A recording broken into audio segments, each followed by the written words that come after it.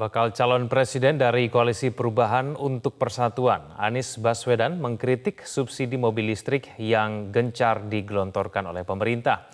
Kritik Anies yang kini menjadi polemik itu terjadi setelah Menteri Koordinator Bidang Kemaritiman dan Investasi Luhut Binsar Panjaitan membantahnya.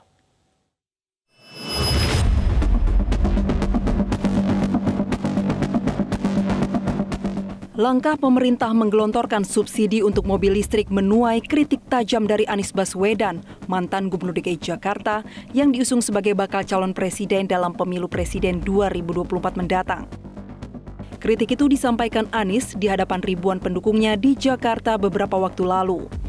Menurut Anies, mendorong warga untuk menggunakan kendaraan listrik bukan solusi untuk mengatasi persoalan lingkungan, terutama polusi udara.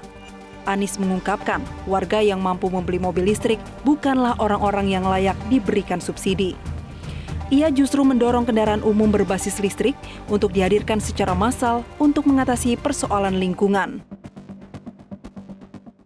Solusi menghadapi masalah lingkungan hidup, apalagi soal polusi udara, bukanlah terletak di dalam subsidi untuk mobil listrik. Yang pemilik mobil listriknya adalah mereka-mereka yang tidak membutuhkan subsidi. Betul? Kalau kita hitung, apalagi ini contoh, ketika sampai pada mobil listrik, emisi karbon mobil listrik per kapita per kilometer sesungguhnya lebih tinggi daripada emisi karbon bis berbahan bakar minyak. Namun kritik yang disampaikan Anies itu langsung menuai protes dari Menteri Koordinator Bidang Kemaritiman dan Investasi Luhut Binsar Panjaitan. Menurut Luhut, studi komprehensif terkait mobil listrik sudah dilakukan di seluruh dunia. Dan saat ini banyak negara di dunia juga sudah menggunakan mobil listrik. Kepada wartawan, Luhut meminta Anies mendatangi dirinya untuk mendapatkan penjelasan.